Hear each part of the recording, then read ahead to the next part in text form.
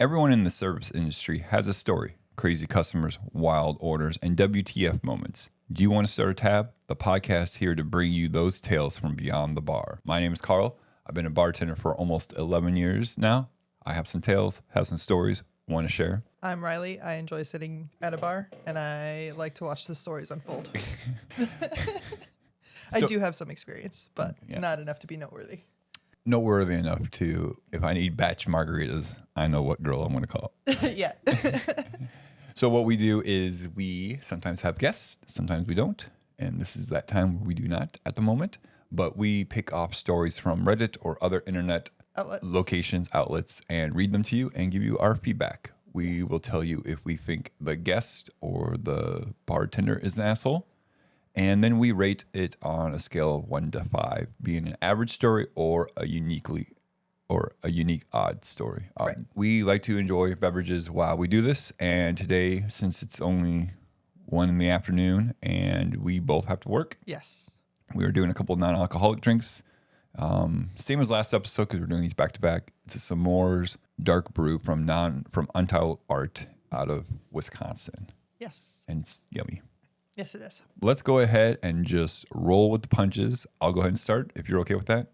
Yep. This is from the subreddit Bartender Stories from user Infamous Potato 3198. Infamous Potato 3198 from 32 days ago. So this is a fresh one. It's a fresh one. It's a fresh potato. It's not even crispy yet.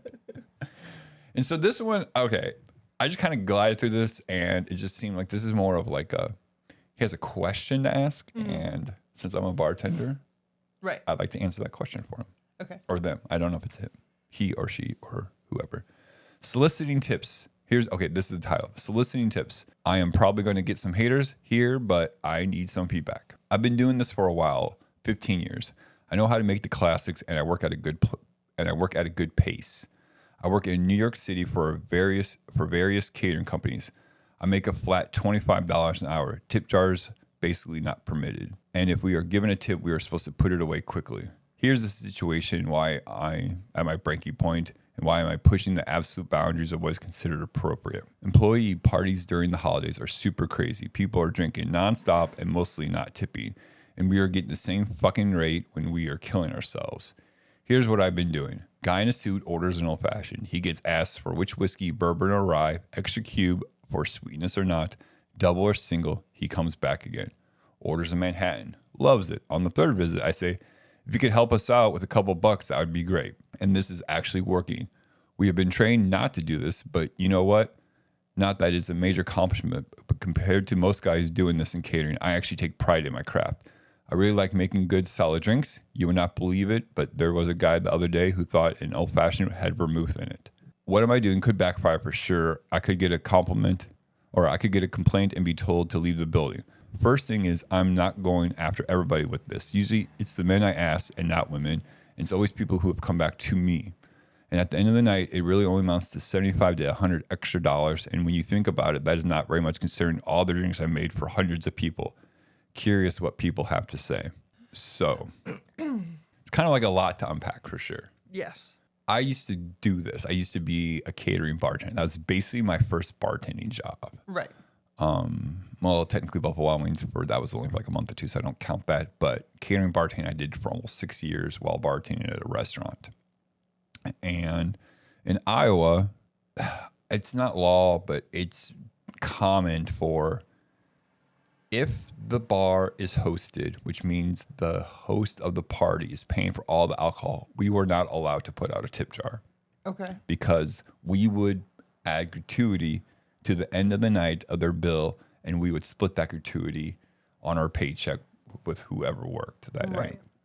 And so it was explained to me the reason why you do that is because then it feels like we are demanding money from guests when they're just there to enjoy their free time. Which makes sense. But if it was a cash bar, meaning the guests have to pay for their own drinks at this party, then we sure shit we're allowed to bring out because it's a cash bar. It's just a bar, basically, at the end of the day. Right.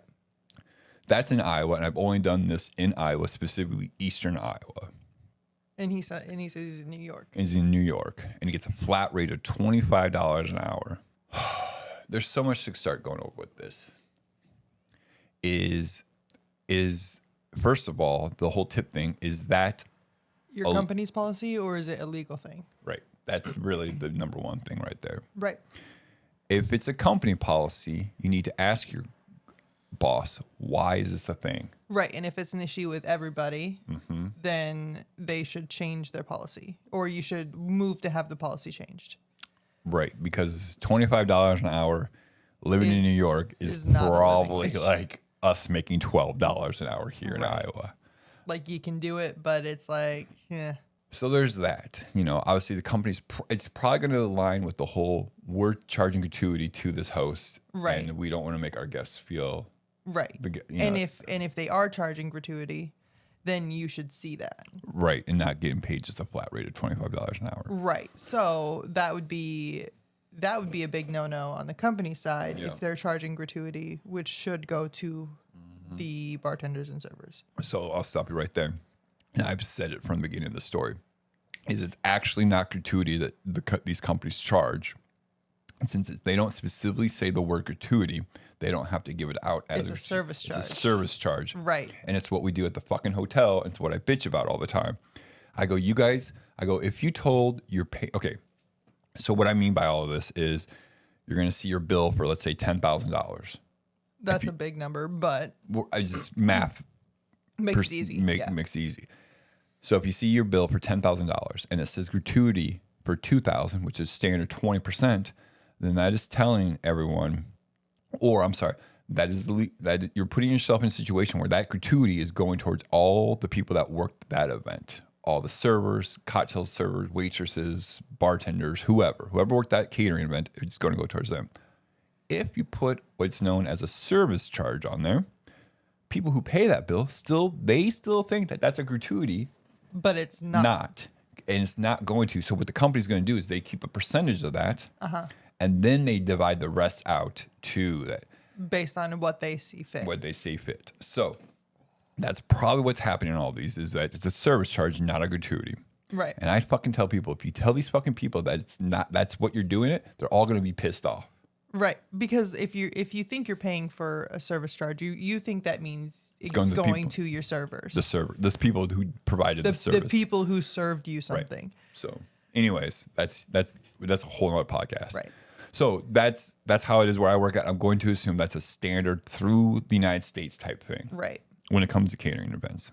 Where am I going out with this? So him just getting a flat rate of $25. So that means I guarantee this company's making a killing On service charges. on service charges and just charging for what they Yeah. need to charge. Right. So my next thing is I've never asked for tips before, and the catering side of things. Right. So, I know what my next thought was going to be is, how the fuck are these people going getting free drinks and not throwing a 20, right? Right. Yeah, like I feel okay. Now let's talk on the bartender side and guest experience side, or the guest side. I'm sorry. How, these people are making you drinks all night long. And you don't have a 20 for them? Right. Or just a 5 or something. Like when you and I go to places like this, is I'll usually just give a person a 20 or 10 or whatever. And I'm like, here's us all night long for you. I'm just going to do it one time Right. because I don't want to keep giving you $1. Just here's 20. I don't fucking care. Whatever. 20, 40, whatever it is. How are they not doing that?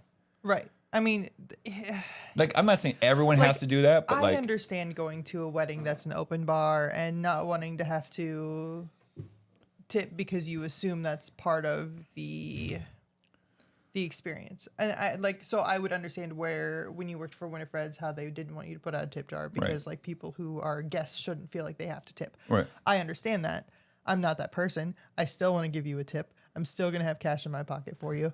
But the way that OP is making it seem like is like no one's doing that. right. Right. Like, I get it. Like, maybe, like, but you're saying like 10% of the people aren't like throwing you something without you even begging for it? Right. Or asking for, not begging, asking Well, for and it? See, my thing is, like, I understand OP being frustrated with what he makes, but that's an issue that you don't talk to the customers about or the guests Right. about. You need to talk to your managers. You need to talk to the company. Yeah. Or if they're not going to change that, or if they're not going to make it, if they're not going to explain to you what's happening, then you need to not work there anymore. Like That- if you I take agree. pride in your work, if you take pride in the drinks that you make, go work at a bar that's going to tip you. Right. You live in New York City, man. There's tons of cocktail You bars can that go will to a pay dive you. bar and make more than Right. $25 an hour. And I get it. You know, it's probably Comfy. comfy and, And because it's because easy. it's catering and he makes a flat wage, he might get benefits, which is Right. which Right. again, There's I am agreed. I am one of those people. If you don't like where you're fucking working at, if it's that miserable, go find a fucking new job. right. And this is 32 days ago.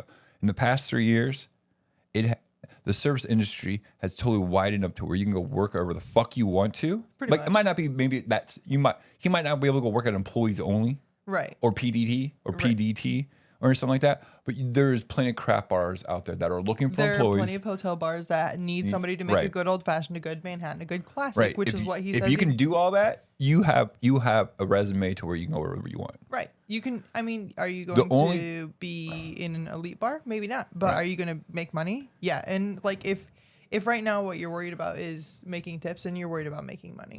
Yep, exactly. And that stresses you out. There's so much psychological things when it comes to like if you're just worried about I need to make $500 tonight.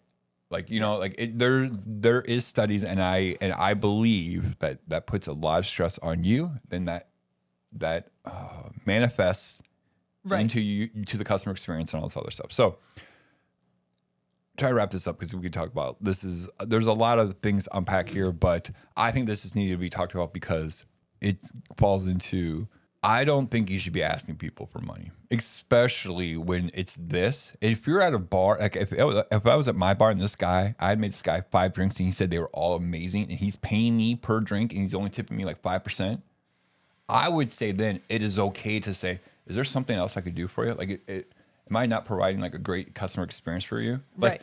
don't Because talk he's about. paying you. Don't. You're right. He's paying you. Like, you don't say you're tipping me like a cheap bastard, but Right. you just say like, is there something else I could be doing to like make your night even better? Right. Because that shows that one, you're not like.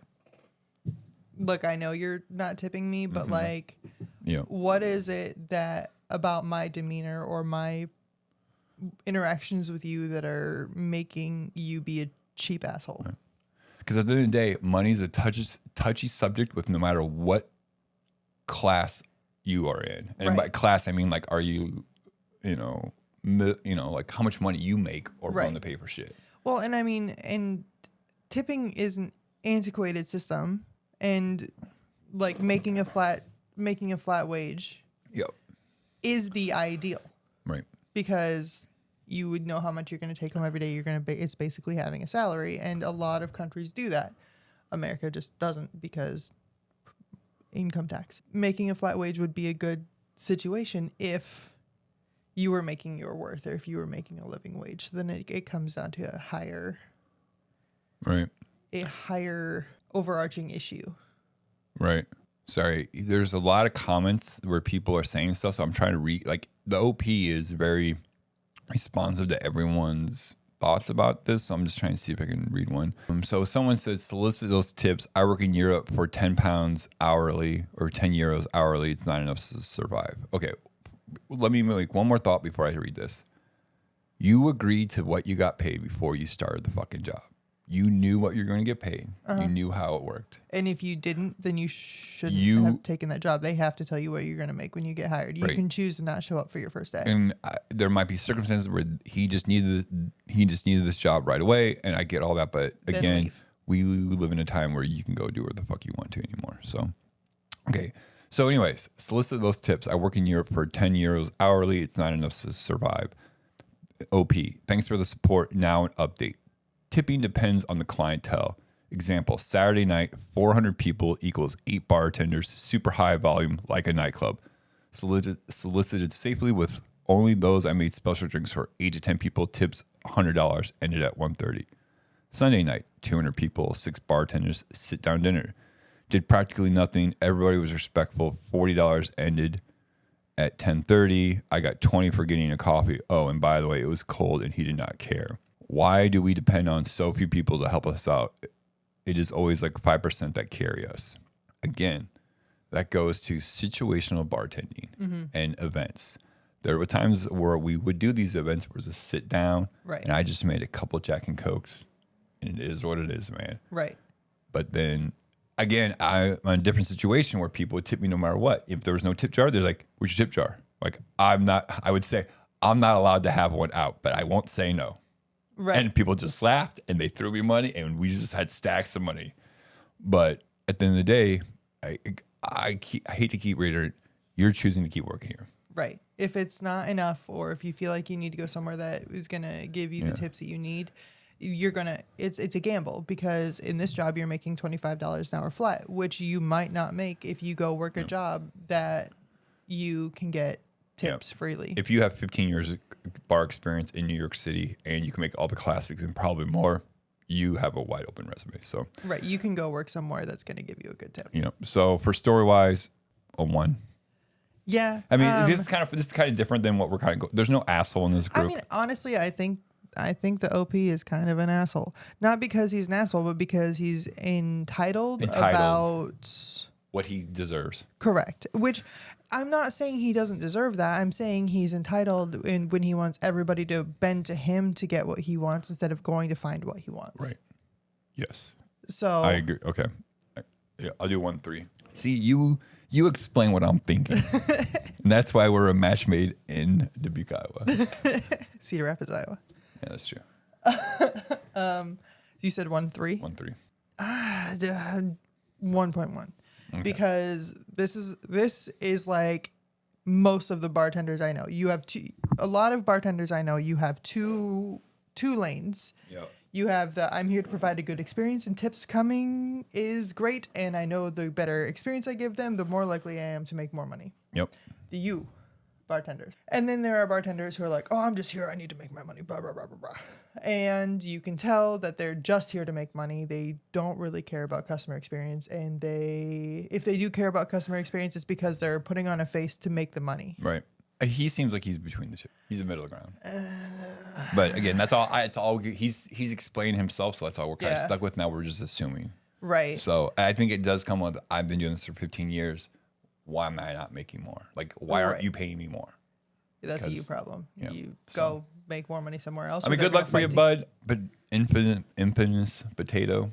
Infamous potato guy. I hope you get what you want.